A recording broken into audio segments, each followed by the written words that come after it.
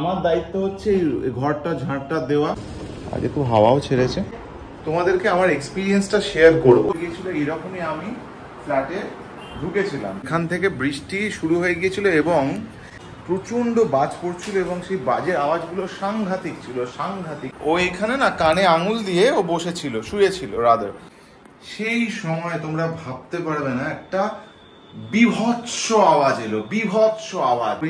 মধুবনী আমরা দুজনেই ভাবলাম যে এত জোরে বাজের আওয়াজ আমরা এর আগে কখনো ফিল করিনি। তোমাদের যাতে বুঝতে সুবিধা হয় তাই আমি দেখিয়ে দিলাম। এই দেখো, ওই যে আলো জ্বলছে ওটা হচ্ছে বিল্ডিং এ আমাদের flat. Welcome to our channel, যার নাম রাজা Madhubani, to a brand new blog. আমরা এখন রয়েছি শাহপুর ফ্ল্যাটে, মানে বেসমেন্টে রয়েছি আমরা, লিফট দিয়ে উঠবো। তো এই ব্লগটা খুব একটা ইম্পর্টেন্ট ব্লগ আমাদের লাইফে। আমরা একটা এক্সপিরিয়েন্স শেয়ার করবো। মধুবনী এগিয়ে চলে এসছে, যেটা আমরা আগে কখনো করিনি। এক্সপিরিয়েন্সটা শেয়ার আমরা চাই না করতে। তো চলো বাকি কথা ফ্ল্যাটে উঠে বলবো, কারণ এখানে বললে তোমরা বুঝতে পারবে না। লিফট থেকে নেমে পড়েছি, তোমাদের বাইরের জায়গাটাও দেখিয়ে দিই। তো তোমরা আগেও দেখেছো, তাও একবার দেখিয়ে দিই। এগুলো তোমাদের মন দিয়ে দেখতে হবে, কারণ যে ভিডিওটা বানাচ্ছি তার সাথে এগুলো খুব রিলেশন আছে, ঠিক আছে? এটা যথেষ্ট উঁচুতে, সেটাও তোমাদের বুঝিয়ে দিই। আমার নিচ অব্দি যাচ্ছে না, আমি ফোনটা বাইরে বার করবো না, এতটা উঁচু বাই চান্স পড়ে গেলে আমি শেষ। তো যাই হোক, ফোন পড়ে গেলে আর কি, আমি তো পড়বোই না। ব্যালকনি থেকে দেখিয়ে দেবো। চলো এবার ভেতরে ঢুকি, গেট খুলি, তারপর বাকি কথা বলছি। ফ্ল্যাটে ঢুকেই দেখলাম যে ফ্ল্যাটে কিছু ধুলো ময়লা রয়েছে, মানে বিরাট কিছু নয়, কিন্তু আমি একটু পিটপিটে, মানে আমার খুব অস্বস্তি হয় জানো তো ধুলো ময়লা থাকলে। তো ভাবলাম যে ফ্ল্যাটটা ক্লিন করেই দিই।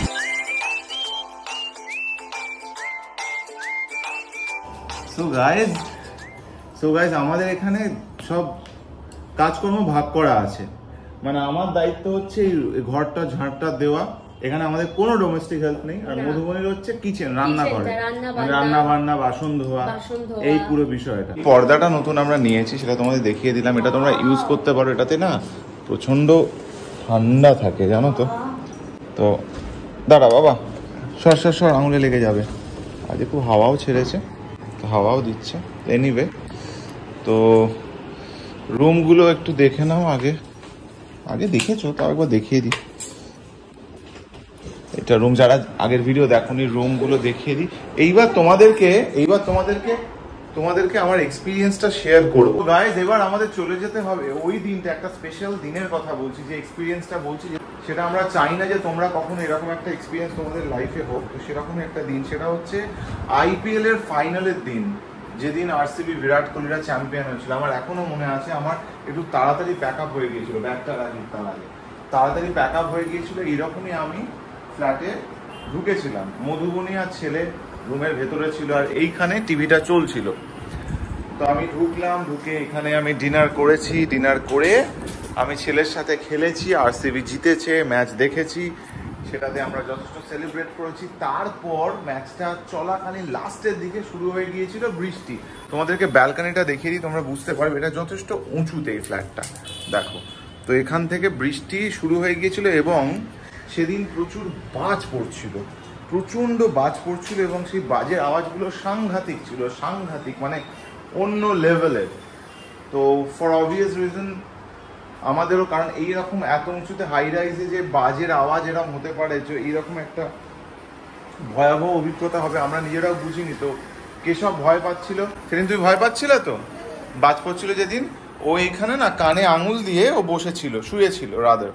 তো তারপর আমরা যেটা করলাম, আমরা কেশবকে তখন খাওয়া দাওয়া যেহেতু ওর হয়ে গেছে, তো আমরা এই রুমে, এই বেডরুমে হালকা করে এসিটা চালিয়ে দিয়ে ওকে এখানে ঘুম পাড়িয়ে দিয়ে মধুবনী ওকে ঘুম পাড়িয়ে দিয়ে দরজাটা এরকমভাবে টেনে আমরা চলে আসি এখানে বসে আমরা একটু গল্প করছিলাম। তারপর তোমার আইপিএল এর ওই সেলিব্রেশন, মানে ম্যাচের শেষে যে কমেন্ট্রি হচ্ছে, সব কথা বলছিল।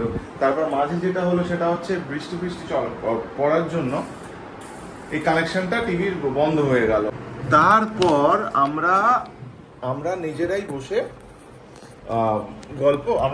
বসে গল্প করছিলাম। তো করতে আমি মধুবনীকে বললাম, দেখো আমি তাড়াহুড়ো করে স্টুডিও থেকে বেরিয়েছি এবং আমার মেকআপটা তোলা হয়নি। তো বললো ঠিক আছে। তো আমি মেকআপ তুলতে হোয়াইট টিস্যুটা নিয়ে ওয়াশরুমে গেছি, মেকআপও তুলে ফ্রেশ হবো। আমি শুটিং থেকে আসলে ইন জেনারেল বিরাট শীত না থাকে একবার স্নান করি। তো আমি ওয়াশরুমটাও তোমাদেরকে দেখিয়ে দিচ্ছি এই সুবাদে। তো আমি চলে গেলাম ওয়াশরুমে, এই যে এই ওয়াশরুমটায় গিয়েছিলাম, ওই ওয়াশরুমটায় যাইনি, এই যে ওয়াশরুমে গেছিলাম। তো এইখানে আমি মেকআপ ফেকআপ তুলছি, সেই সময় তোমরা ভাবতে পারবে না, একটা বিভৎস আওয়াজ এলো, বিভৎস আওয়াজ, মানে এত জোরে আওয়াজ, মানে ভাবা যায় না, মানে কি বলবো আমি জানি না, মানে কোথাও বোম পড়লে, মিসাইল পড়লে যেরকম আওয়াজ হয়, আমি টিভিতে যতটা দেখেছি বা সিনেমা হলে সেই রকম লেভেলের আওয়াজ। তো আমি তো কোনো রকমে ওয়াশরুম থেকে টাওয়েল পরে বাইরে চলে এসেছি এবং মধুবনীও চলে এসছে। বলছে কি হলো, আগে গিয়ে আমরা পাশে গিয়ে দেখছি ছেলে নাই, দেখলাম ছেলে ঘুমোচ্ছে অকাতরে, অসুবিধা নেই। তারপর আমরা জাস্ট বসে পড়েছি, ভাবছি যে কি হলো, হোয়াট হ্যাপেন্ড এক্স্যাক্টলি। মানে আমাদের না বুঝতে সময় লাগলো কিছুক্ষণ যে এটা বাজের আওয়াজ। বললাম যে এত জোরে বাজ, এইরকম তো বাজের আওয়াজ তো এর আগে আমরা কখনো ফিল করিনি। মধুবনী আমরা দুজনেই ভাবলাম যে এত জোরে বাজের আওয়াজ আমরা এর আগে কখনো ফিল করিনি। তো তারপর অনেকক্ষণ বসে থেকে ফাইনালি 2-2:30 নাগাদ যখন বৃষ্টিটা কমলো, বন্ধ হলো, তখন আমরা ঘুমোলাম। ছেলে ওই ঘরে ঘুমোচ্ছিল। পরের দিন সকালে আমি ফ্রেশ হয়ে যখন বেরোচ্ছি, আমাদের উল্টো দিকে একটি ছেলে থাকে, নেবার আমাদের।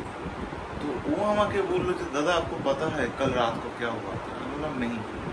ও তখন আমাকে একটা ভিডিও দেখালো আমাদের এই উল্টো দিকে বিল্ডিং এ, ফ্ল্যাটের ব্যালকনি থেকে। যা হয় বৃষ্টির সময় এত হায়ার ফ্লোরে থাকলে অনেকেই ভিডিও করে, আমরাও করি, দেখতে ভালো লাগে।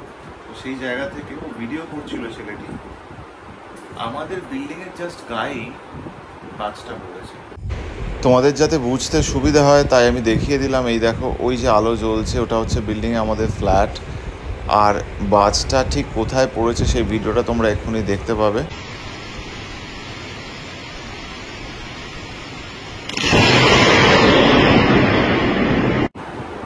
এবং সেই জন্য এরকম জোরে আওয়াজটা হয়েছে। তো এইরকম অভিজ্ঞতা আমাদের এর আগে কখনো হয়নি। লিটারেলি আমরা মানে কি বলবো, বাইরে থাকলে ওই সময় কি হতো ঈশ্বরই জানে। তো থ্যাংক গড। কিন্তু সত্যি আমি পরেও ভেবেছি যে বাই চান্স যদি কোনো কারণে বাইরে থাকতে হতো, তো সেই ভুলটা আমরা আর করবো না। তবে বৃষ্টি বাদল হচ্ছে, বাজ পড়ছে চতুর্দিকে, তোমরা একদম সেফ জায়গায় থাকবে। তোমরা দেখে নেবে সরকার থেকে কি বলছে, যে গাইডলাইন বলছে সেগুলো ফলো করবে। ইলেকট্রিক্যাল সব বন্ধ করে দেবে, মানে যাই হোক, মানে যেন কোনো রকম কারো কোনো বিপদ না হয়, কারণ বাজ পড়ে প্রচুর মানুষ মারা যাচ্ছে। তো কোনোভাবেই মাঠে ঘাটে থাকবে না, যেই শুনবে, কারণ আগে থেকে দেখো এখন বিজ্ঞান অনেক উন্নত হয়ে গেছে, আগে থেকে বলে দেয় যে থান্ডারস্টর্ম হতে পারে, কি হতে পারে, হানা হতে পারে। তো যে টাইম বলবে ভাই, তার আরো অনেক আগে থেকে তোমরা সেফ জায়গায় শেল্টারের মধ্যে থাকবে। তো এটাই বলার ছিল ভিডিওটার মাধ্যমে। আর একটা বিষয়, সেটা হচ্ছে হ্যাঁ, আমাদের একটু এখন কম ভিডিও, ইউটিউবে কম ভিডিও আসছে, কারণ আমরা অন্য একটা প্ল্যাটফর্মে এখন প্রচুর বেশি অ্যাক্টিভ। তবে তোমাদের বলছি, আমরা এখানে রেগুলার হবো, হয়তো অত বেশি ভিডিও দেবো না, বাট আমরা ভিডিও দেবো, এবং যে কটা ভিডিও দেবো সেগুলো খুব ভালো ভিডিও হবে। মানে রোজ দিতে গেলে না, ভালো কন্টেন্ট সবসময় দেওয়া যায় না। তো কিন্তু আমরা এবার থেকে ইউটিউবে ভিডিও দেবো, এবং তোমরা যেভাবে আমাদেরকে সাপোর্ট করো সেভাবে সাপোর্ট করো, সাবস্ক্রাইব করো। Tata, love you. আপাতত ভিডিওটা এখানেই শেষ করছি, টাটা।